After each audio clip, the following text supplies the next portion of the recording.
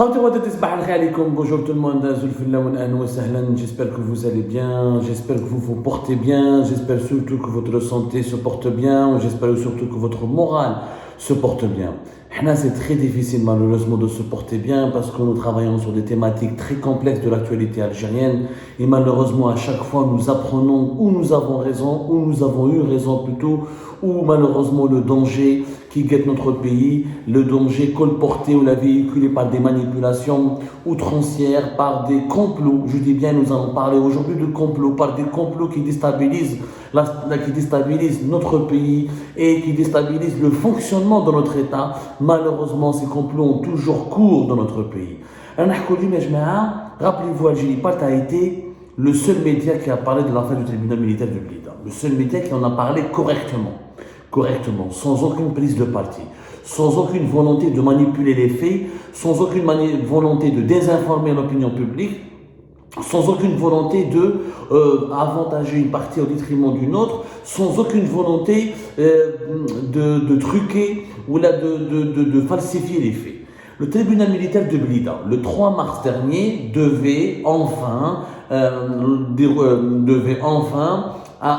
organiser le procès du lieutenant-colonel Tarek Amirat.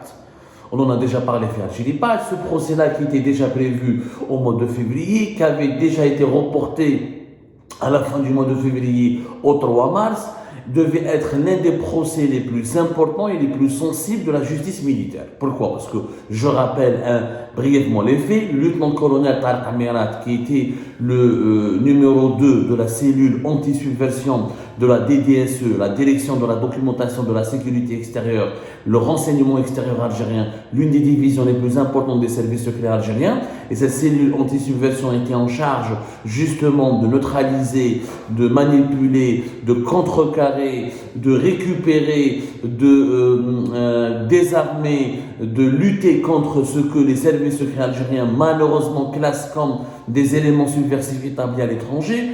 Ce ne sont pas des terroristes, ce ne sont pas des personnalités corrompues, ce ne sont pas des criminels, ce ne sont pas des idéologues qui appellent à la division ou à la fin de l'unité nationale. Malheureusement, au sein de la DDSE, au sein du renseignement extérieur algérien, notamment au sein de cette cellule anti-subversion, des journalistes comme votre serviteur Abdou Samar, des cyberactivistes, des simples opposants, des simples hirakistes, des simples politiciens qui sont des dissidents, qui sont des opposants au régime, ils nous ont classés comme des éléments subversifs contre lesquels il faut lutter, contre lesquels il faut neutraliser, à qui il faut faire du tort.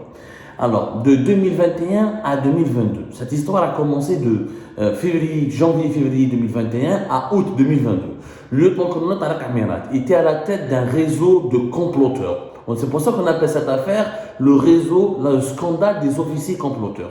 Ce sont des officiers de la sécurité militaire, à savoir de la DCSA, de la Direction centrale de la sécurité militaire, et la Direction centrale de la sécurité de l'armée, la sécurité militaire, le service de renseignement interne de l'armée, une sorte de police de l'armée, de police interne de l'armée, et de la DDSE, le renseignement extérieur algérien.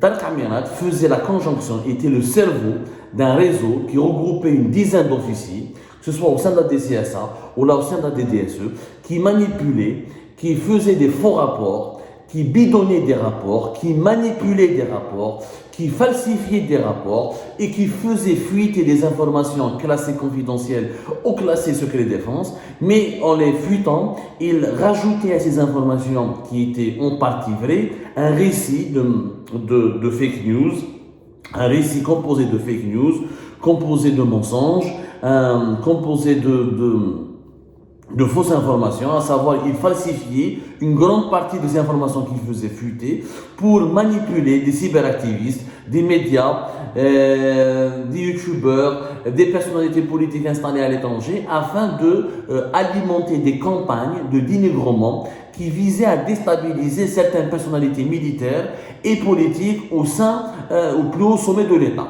C'est-à-dire que le réseau d'officiers comploteurs, il avait visé un certain nombre de personnalités politiques, comme des conseillers d'Abdelmajid Tebboune, comme des membres de la famille d'Abdelmajid Tebboune, comme certains généraux, que ce soit au sein de la gendarmerie, que ce soit au sein de l'armée de terre, ou là dans les différents corps de l'armée, comme certains officiers supérieurs dans les services secrets, c'est-à-dire des personnalités qui n'étaient pas issues de leur clan et qui dérangeaient les intérêts claniques et les intérêts purement politiques et politiciens de ces réseaux de comploteurs. Et ce réseau de comploteurs voulait faire tomber ces officiers et ces personnalités politiques et militaires qu'ils dérangeaient en montant de toutes pièces, pardonnez-moi, des cabales médiatiques contre eux sur les réseaux sociaux afin de contraindre ensuite la DCSA, la Direction centrale de la sécurité de l'armée, de faire des enquêtes qui étaient basées sur des rapports bidonnés, sur des informations manipulées, falsifiées, montées de toutes pièces. Ensuite, pour que la DCSA donne des rapports manipulés comme falsifiés au chef d'état-major de l'armée nationale et populaire Saïd Chengueriha, afin que Saïd Chengueriha demande, intervienne pour réclamer la chute, l'emprisonnement, le limogeage, le licenciement ou la disgrâce de ces personnalités politiques et militaires visées par les manœuvres malhonnêtes et les manipulations de ce réseau d'officiers comploteurs.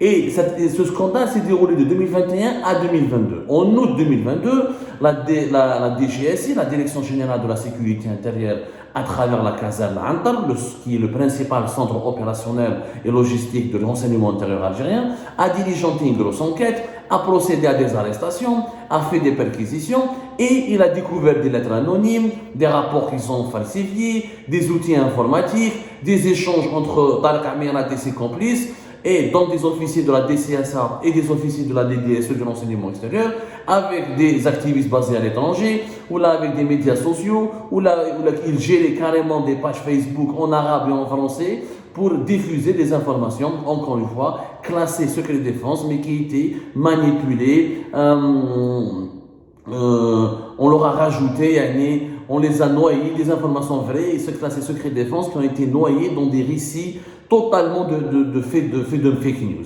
dans le seul but de dénigrer, de calomnier, d'injurier et de contraindre la DCSA ensuite.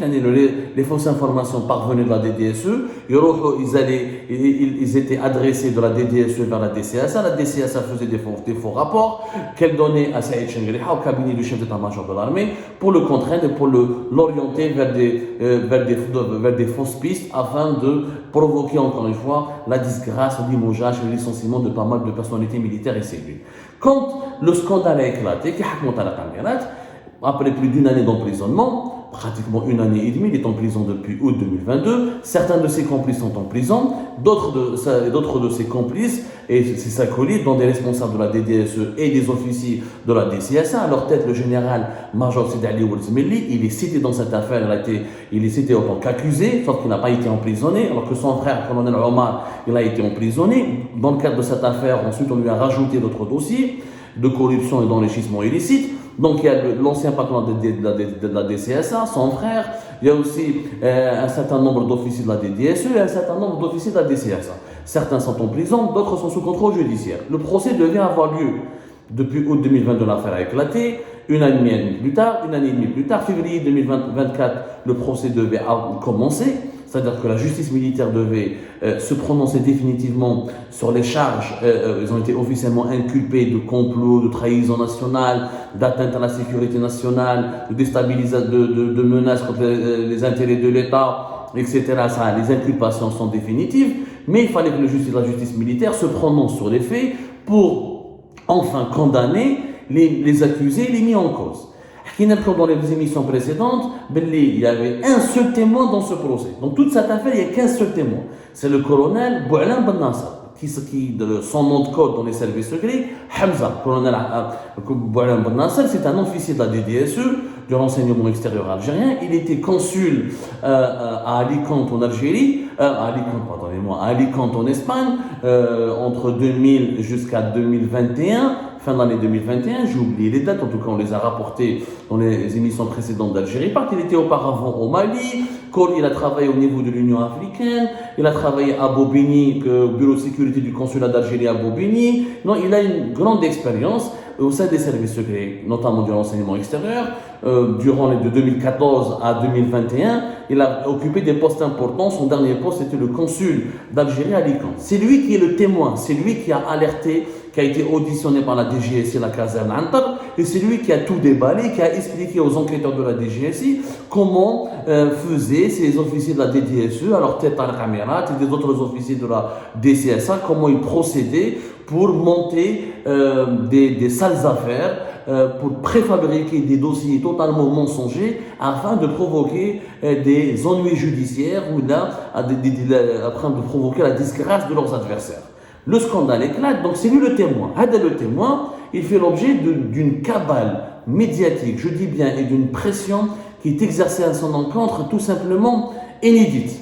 Inédite. Le procès, à la grande surprise, à la surprise générale, à notre grande surprise, à la grande surprise de tous les interlocuteurs et de tous les observateurs de ce dossier, c'est que le 3 mars, ce procès il a été déjà reporté une fois depuis fin février, 3 mars, khlas, les séances devaient commencer.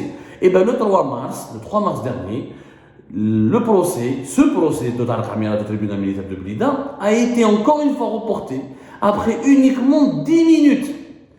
Dès que le procès a commencé, 10 minutes après, d'autres accusés qui étaient placés sous contrôle judiciaire, ils étaient absents, mais ils ne se sont pas présentés. Boualem Ben Nasser, il était là. Tarek Amirat, il est sous les verrous, il était là.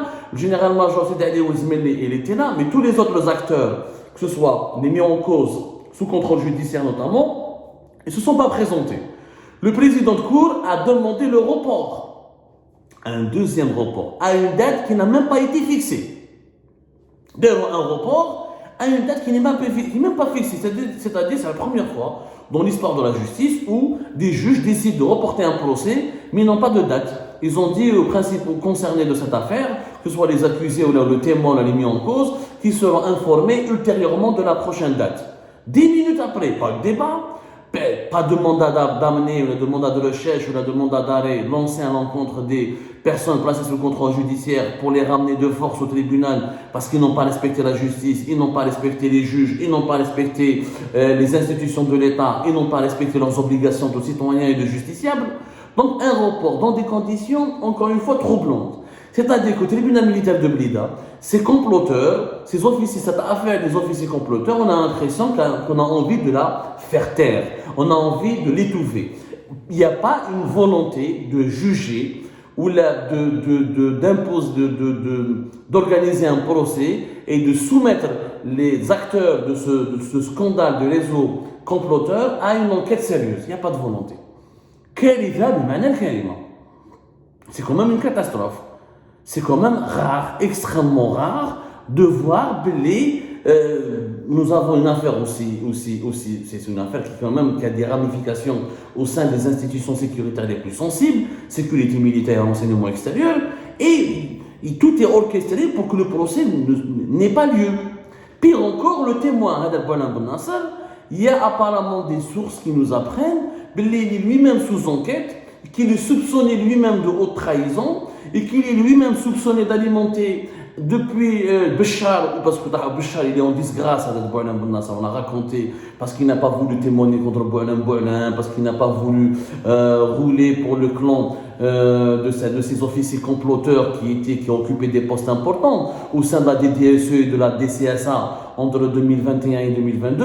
Il a été éjecté de tous les postes les plus prestigieux, il a été rappelé d'Espagne, il a été éjecté, il a été éloigné de la capitale et on lui a donné un petit poste totalement insignifiant dans une brigade de l'armée à Béchar, à la frontière marocaine. C'est une punition, il a été puni. Moi, je l'ai critiqué déjà dans un article, donc je suis le plus objectif. C'est moi qui est le premier qui a critiqué Boualem Ben Nasser et qui a sorti des informations sur lui. Sauf que, on a compté comme la dernière fois, comme attention, il y a une grosse manipulation qui est illéguée dans le principal instrument et M. Hicham Abboud. M. Hicham Abboud est le principal instrument de cette manipulation. À chaque fois, regardez comment cette affaire a été reportée à 2 reprises. Fin février, 3 mars. Hicham Abboud, on lui a donné des informations. On lui a demandé de parler de Boualem Ben Nasser. C'est la première fois que M. Hicham Abboud, qui jeudi, je le rappelle, et je me suis disputé avec lui parce qu'il m'a menacé, il m'a contacté par téléphone pour me menacer, j'ai les SMS, je suis en train de préparer une action judiciaire contre lui d'ailleurs. C'est la première fois que M. Hicham Abboud, un exilé, un anti-système, qui insulte tout le temps, il est dans la calomnie, il n'est pas dans la critique, Hicham Abboud, il n'est pas dans le journalisme, il est dans la calomnie, dans l'insulte, dans l'immoralité, dans la délinquance morale et dans la délinquance immorale, parce qu'il passe son temps à insulter en direct, on ne peut même pas le regarder en famille. c'est la première fois que depuis fin février, Hicham Aboud dit du bien continuellement et dresse un portrait élogieux de M. Boualem Ben Nasser. Il dresse un portrait élogieux. Pourquoi? Parce qu'on lui a demandé de le faire. Pourquoi on lui a demandé de le faire? Parce qu'aujourd'hui, on a fini par découvrir que Boualem Ben Nasser, il est suspecté de manipuler Hicham Aboud. On est en train d'accuser Boualem Ben Nasser, le principal témoin dans l'affaire des réseaux, du scandale des officiers comploteurs, d'être à l'origine, Boualem Ben Nasser, il est accusé d'être à l'origine de toutes les fuites qui sortent sur ce procès et qui parviennent à M. Hicham Aboud. Dès Hicham Aboud, le 3 mars, juste après le report du procès, il a annoncé le report. Il a donné certaines informations qui sont vraies. Boualem Ben Nasser, sa famille, effectivement, ils sont sous filature. Ses frères, dont l'un est pilote et l'autre est policier à Alger, sont suivis, sont particulièrement harcelés par des hommes en civil. On ne sait pas de qui. Est-ce qu'ils sont de la sécurité militaire? Est-ce que c'est de la DDSE? Des voitures collent leurs voitures, leurs familles sont suivies, sont épiées, sont surveillées. Donc il y a un climat de pression terrible sur la famille du colonel Boualem Ben Nasser. Ce que dit Hicham Aboud est vrai là-dessus. Mais comment Hicham Aboud, qui nous a habitués aux fake news, qui n'a aucune source? Hicham Aboud a toujours diffusé que des fake news de 2021 à 2023. En 2024, un canal lui donne des vraies raisons. Il lui demande de donner des informations, de dresser un portrait élogieux et de faire des louanges et d'envoyer, de faire des louanges sur un colonel dans les services de l'enseignement. Alors que Hicham Aboud passe son temps à insulter Mohamed Jabbar. Mais il est élogieux à l'égard d'un colonel du service que dirige Mohamed Jabbar. Donc il y a un complot. C'est quoi le complot? Ce qu'Hicham Aboud, c'est un ami à Tariq Amirat. أنا خدمت في أمل تي في et je suis prêt à témoigner. J'ai rencontré Tariq Amirat à côté de Amel TV. Moi-même, j'ai rencontré Tariq Amirat à côté de Amel TV. Tariq Amirat en personne m'a raconté Hicham, c'était son ami, comment il l'alimentait, etc. Et j'ai un témoin qui m'a mis en relation avec Tariq Amirat, c'était ce témoin qui a fait la chaîne pour Hicham Aboud Amel TV. Et c'est lui qui servait aussi d'intermédiaire entre Tariq Amirat, quand il était le chef du bureau de sécurité de l'ambassade d'Algérie à Paris, de 2019. Non, plutôt de 2017 à 2019. Donc, c'est moi qui témoigne. Tariq Amirat et Hicham Aboud, كانوا حباب. ونسيب Tariq Amirat, Monsieur Nasser Mhel, l'ex-patron de la PS, parce que Amirat est l'époux de la fille de Nasser Mhel. Nasser Mhel est l'un des amis les plus proches de Hicham Aboud. Donc Hicham Aboud a été instrumentalisé depuis le début de cette affaire pour dire du bien du colonel Boualem Ben Nasser, pour dire des informations sur lui et pour donner l'impression, pour convaincre les autorités militaires et la justice militaire que Boualem Ben Nasser est complice de Hicham Aboud. Et vous savez qu'en Algérie, si on veut détruire quelqu'un, si on veut détruire la carrière d'un dirigeant, d'un officier, on n'a qu'à mettre en évidence sa relation, sa supposée relation avec un opposant diabolisé par le régime qui est établi à l'étranger. Aujourd'hui, vous savez, si vous voulez détruire la carrière de quelqu'un, il suffit juste de dire qu'il est en contact avec MLDZ, qu'il est en contact avec Zetot, qu'il est en contact avec Hicham Aboud, ou il a un dossier, donc, Hicham Aboud a entamé une campagne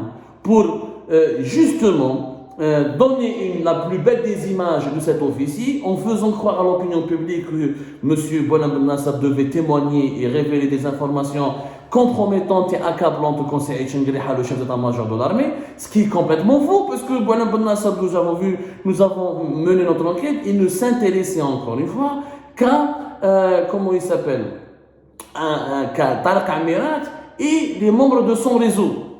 Ni plus ni moins. Il n'a jamais voulu accabler Saïd Chengriha, qui est lui-même victime de cette affaire, parce que Saïd Chengriha, on lui a fait parvenir des rapports qui sont faux et manipulés. Aujourd'hui, le procès n'a pas pu se tenir. Visiblement, il n'y a même pas une date de report. Donc, il y a une incertitude totale autour de la tenue de ce procès.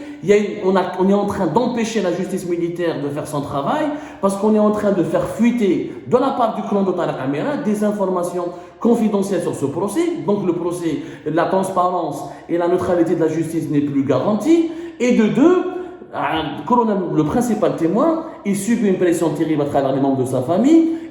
Sa photo a été dévoilée par Hicham Aboud, ses informations privées ont été dévoilées par Hicham Aboud et il est sous enquête pour éventuellement haute trahison parce qu'on le soupçonne d'être la source de Hicham Aboud. Donc qu'est-ce que l'objectif de Hicham Aboud et de Tariq Amirat, c'est quoi? c'est de provoquer un retournement de la situation, un coup de théâtre, que la sécurité militaire et l'état-major ordonnent la disgrâce totale de ce principal témoin qui est Boualem Ben Nasser, qui se retrouve lui-même inculpé plus tard, ensuite emprisonné, et de ce fait, il n'y aura plus jamais de procès de Tariq Amirat et des réseaux et les autres membres du réseau des officiers comploteurs qui pourront être blanchis quelques mois plus tard parce que le principal témoin à charge a été disqualifié.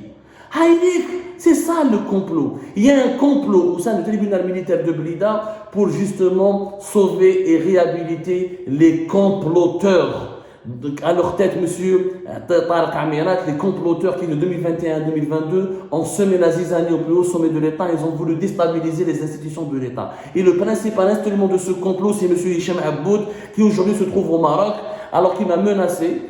J'ai des messages, il m'a demandé mon adresse, notez-le mon adresse alors que lui il défend. Regardez, il n'a défendu que deux personnes. Farid Eddin Béchir, un traître à la nation, nous avons démontré comment dans nos investigations, comment il était proche des services occidentaux et des services secrets israéliens, et Boualem Ben Nasser.